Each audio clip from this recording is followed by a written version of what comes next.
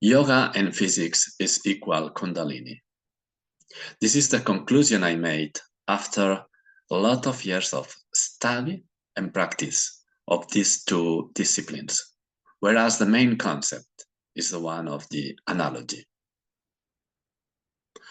I put together all the analogies that were revealed to me in a book, which title is The New Science of the Analogy, the Expected Bridge Between Physics and Yoga.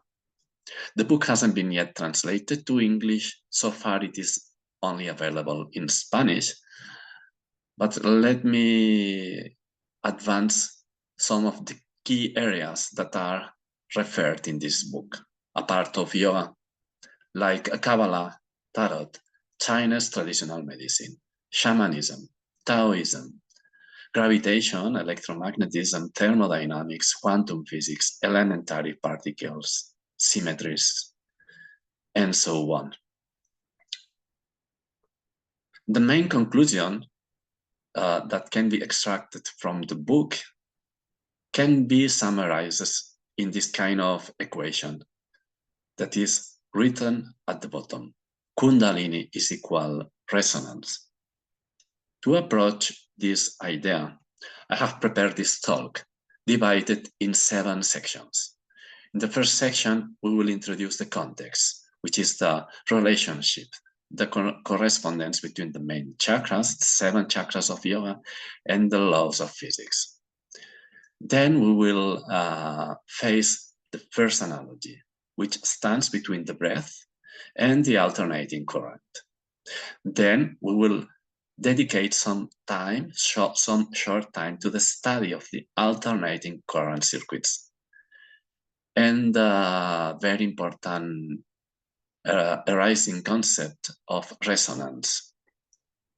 Then we will dedicate a section to study some unexpected relations between the tarot cards and physics.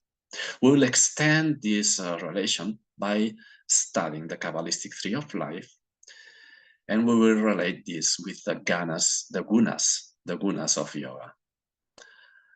Finally, we will face the idea and the state of the enlightenment, asking us what is the light from the point of view of physics. And just to conclude, we will take a look of the Ark of the Covenant.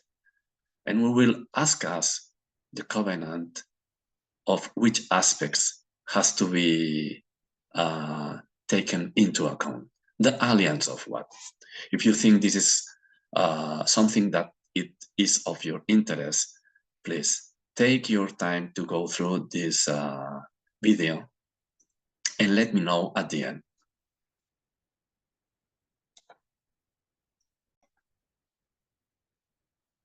Let's see the context in which most of the analogies I talk about in my book take place. This is the correspondence between the main chakras and the laws of physics.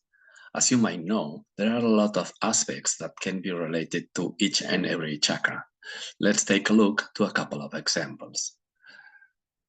The first example to be the correspondence would be the correspondence between the 7 main chakras and the endocrine glands, as you can see in this table.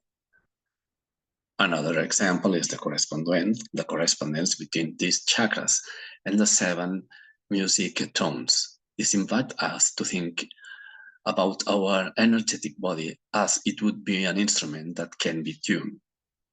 Finally, let me show you the correspondence I have found between the 7 chakras and the 7 laws of physics.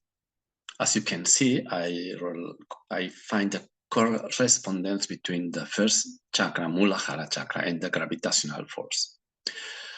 The second chakra, Svadhisthana, and the electric force. The third chakra, Manipura, and the laws of thermodynamics. The fourth chakra, Anahata, and the magnetic force. I find another correspondence between the fifth chakra, Vishuddhi, and the nuclear weak force, and going beyond everything related to waves. I find another correspondence between the sixth chakra, Agnya, and the nuclear heart force, and finally, I find another correspondence, another equivalence between Sahasrara chakra and the grand unification theory.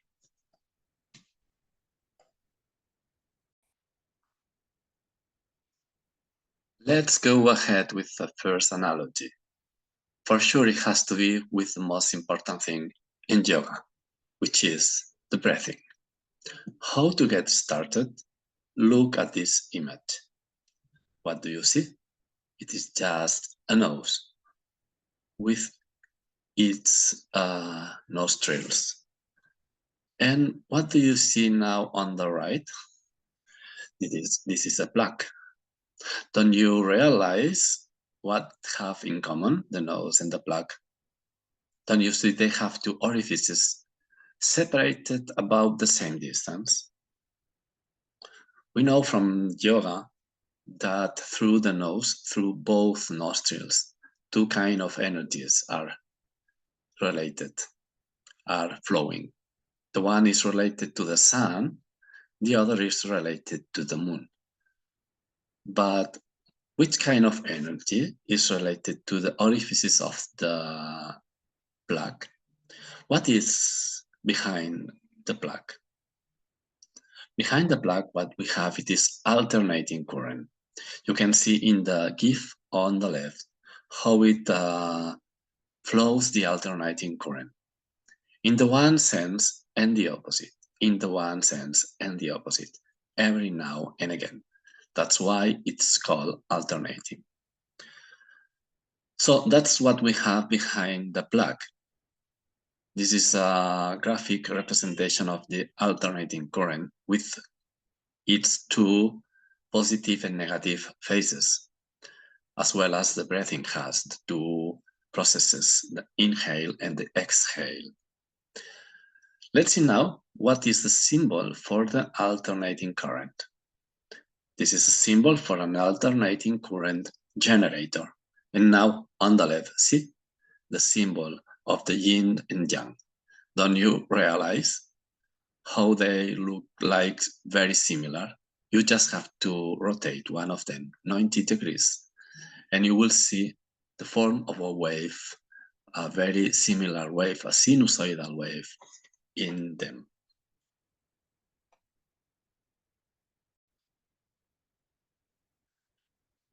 Let's go ahead with the study of an alternating current circuit and its associated phenomena of resonance. It could be a bit technical, this part of the talk, but believe me, it will bring us amazing results. So, are you ready? In an alternating current circuit, we always have an input generator, which brings us a voltage oscillating, as we can see in the graph above. The typical circuit, the simplest and most typical circuit, contains three components: a resistance, an inductor, and a capacitor. As you can see in this image and in this table, the resistance is typically associated in the context of the analogies of my book to the third chakra, as long as it is the component that it consumes electrical energy, more or less depending on its value, performing useful work as a stove heating or a fan rotating. It is associated to the third chakra as far as it is related to heat and work. And it is where the energy is used, where the energy is delivered. The inductor is associated to the fourth chakra as long as it has the capacity to release and store magnetic energy. The inductor, it is a coil which charges and discharges according to its self-induction coefficient, storing and releasing magnetic energy. If the circuit is not tuned, there is always a portion of this energy that remains stored in the inductor, in the coil, so that it is not being available to perform useful work. The capacitor, it is the component that we can associate by analogy to the second chakra, as far as it is able to accumulate and release electrical charges, more or less depending on its capacity, and so storing and releasing electrical energy. If the circuit is not tuned, there is always a portion of this energy, this electrical energy, that remains stored in it, in the capacitor, and so it's not available to perform useful work. What is this studied from the technical point of view based on the laws of physics is the amplitude of the electrical current that flows through the circuit, and depending on the frequency or rhythm of oscillation of the alternating input voltage. You can see in the graph on the right this alternating input voltage in blue and the alternating electric current in red.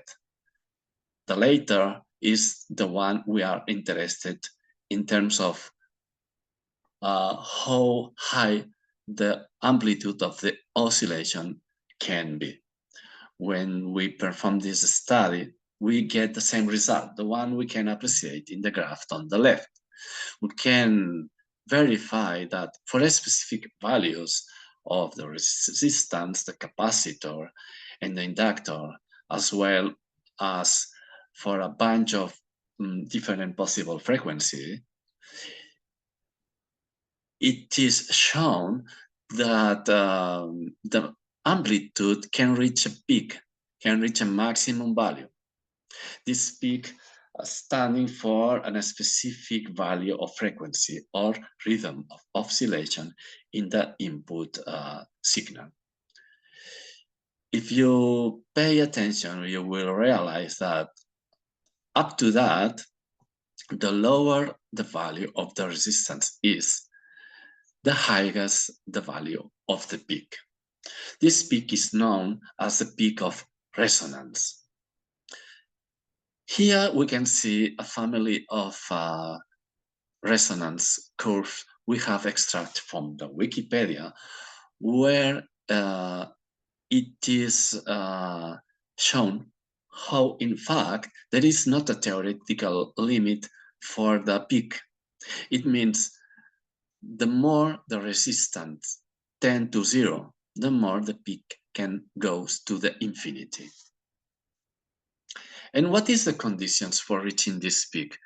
This is something we can appreciate in the GIF on the right. The conditions is known as a resonance condition. And this happens when the rhythm in the circuit is such that the inductor releases its magnetic energy. At the same time, the capacitor stores the electrical energy, and the opposite. The capacitor releases the electric energy. At the same time, the inductor stores the magnetic energy. It means somehow these two components pass the energy to each other every now and again in such a way that any energy is stored if we take into account that we have two contributions, the one is positive and the other is negative, so that there is always the maximum amount of energy available to perform a work. As you can see, the current goes in one direction and the opposite every now and again. This is what we call the Tao of physics. And what happens is that there is a feedback between, there is a coupling between the electric and the magnetic energy. Very similar what the coupling that can happen inside of any human being between the female and the male energy, which we can associate in practical terms to the sympathetic nervous system and the sympathetic nervous system, which means, in fact, our nervous systems can be bring to a kind of oscillations which can reach a phenomena equivalent to the one of resonance, which has as a consequence the phenomena of Kundalini.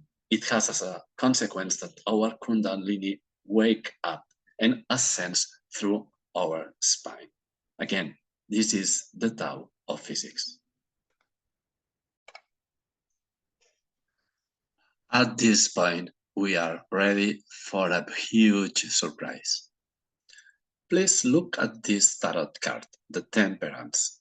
You can appreciate on the right. What do you see in it? Okay, I will help you. Just putting another image on the left, one you already know. Don't you realize both images are talking about the same law? They both are talking about the condition of resonance, which is the fact of passing the energy between two recipients without losing any drop. Both recipients represent the ones containing the male or the female energy, or in other more actual terms, the parasympathetic nervous system and the sympathetic nervous system. Again, the key to wake up the Kundalini energy is to find the right rhythm of oscillation between these two aspects of our nervous system. Okay, again, let's look to another tarot card. The Lovers.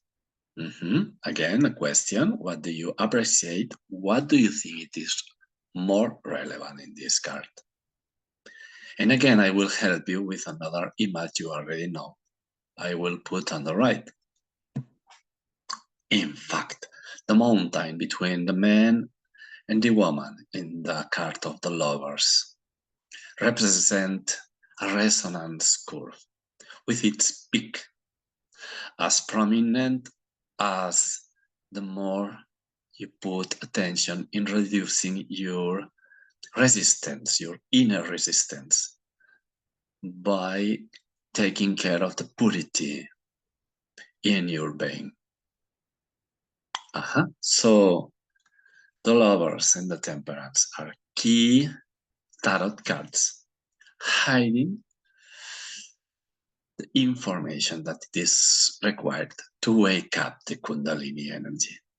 Let's try to confirm this idea by looking at the correspondence between the tarot cards and the Kabbalistic tree of life, which is also an ancient knowledge we inherit from the ancient Egypt, which was passed to the Jew country, who took care of it in a very sacred way. As you can see in the Kabbalistic tree of life, we have 10 spheres. They have a number to identify each of them, which are disposed in 7 levels, the same levels as the 7 main chakras. Only that for the 3rd, the 5th, and the 6th level, these, let's say, chakras are divided in 2 spheres.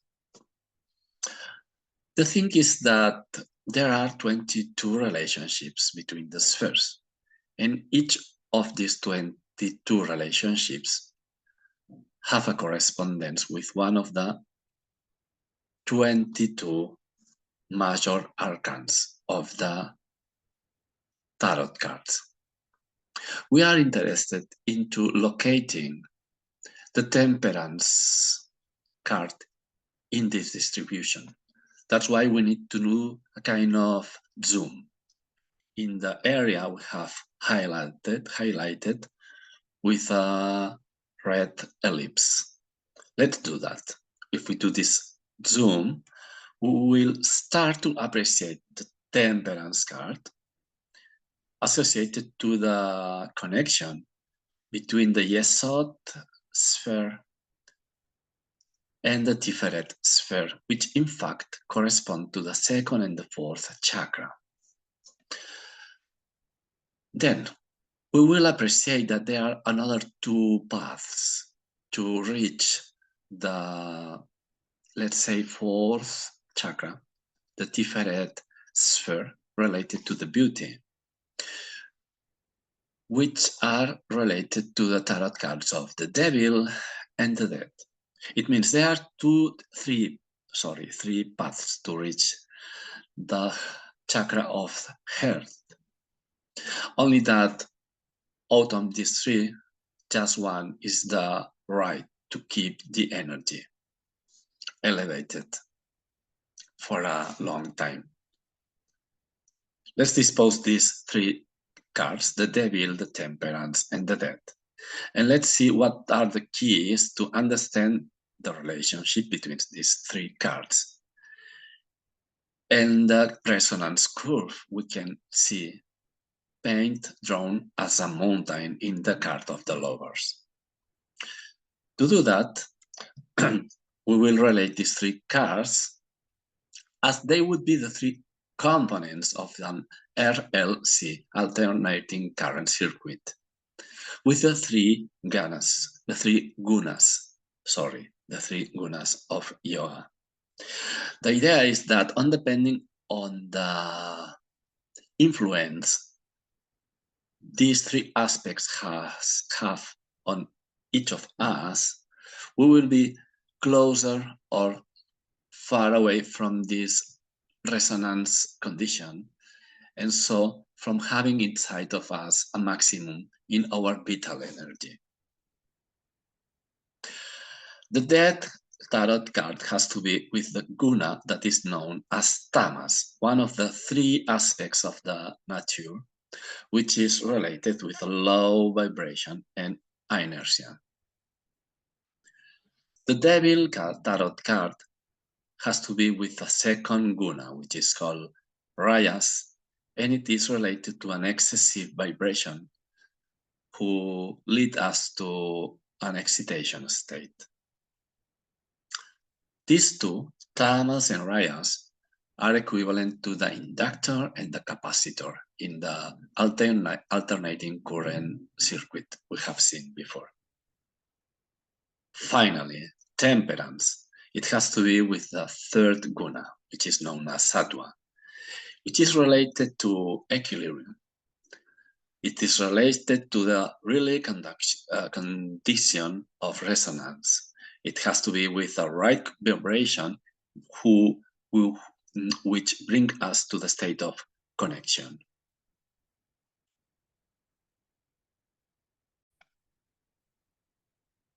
At this point, we would like to answer the question to what is enlightenment.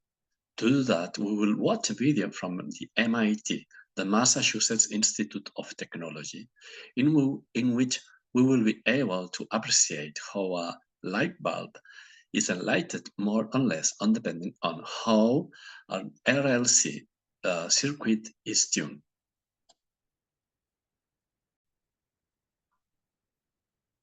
Okay, look at this didactic video.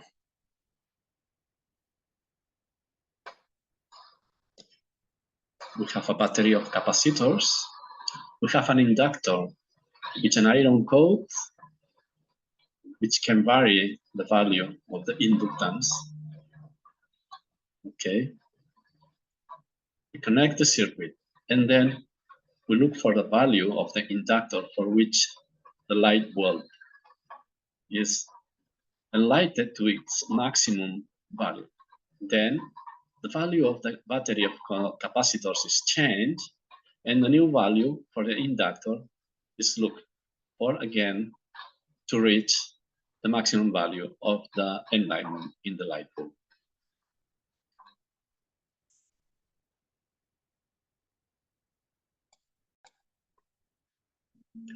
Okay, let's see now what is light with the help of this GIF image. Light is an electromagnetic wave in which the electric field and the magnetic field fit each other in such a way that they contribute to the total amount of energy exactly at 50%. But on the other hand, we can see that, and we can say that light is on in the sixth chakra, Agnya, or third eye, when the electric energy, second chakra, and the magnetic energy, fourth chakra, fit each other in a never-ending process. The nature of light as an electromagnetic wave was experimentally confirmed through an RLC circuit with a couple of metallic spheres acting as antennas between which sparks flew. And we will see what has in common the RLC circuit with a very narrow space between the spheres where the sparks could be appreciated and the Ark of the Covenant.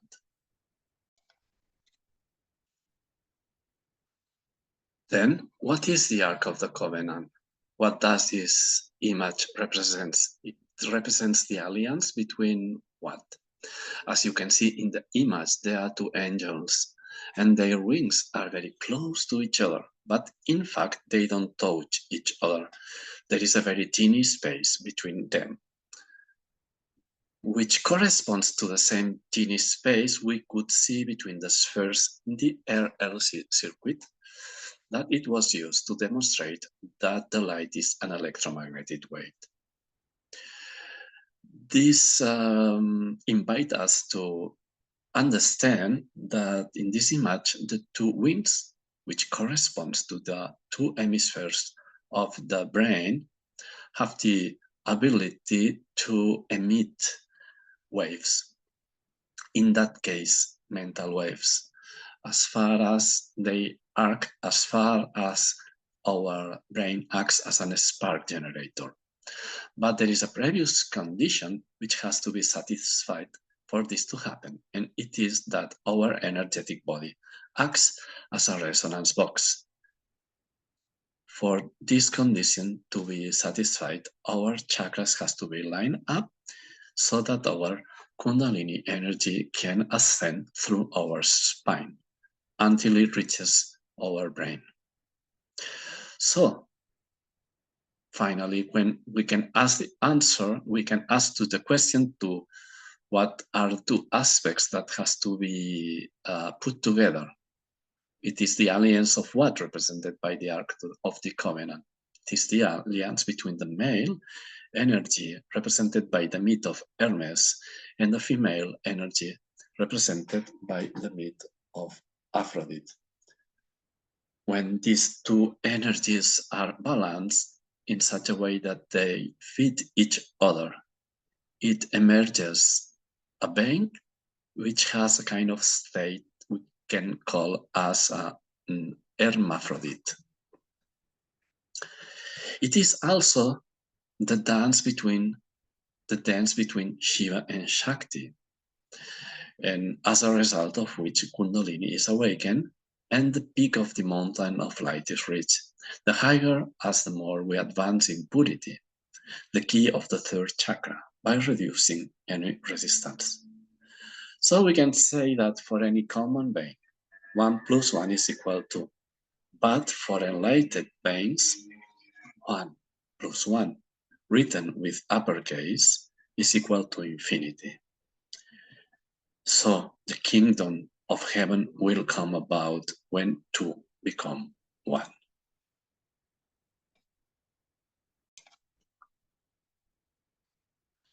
This project is under construction.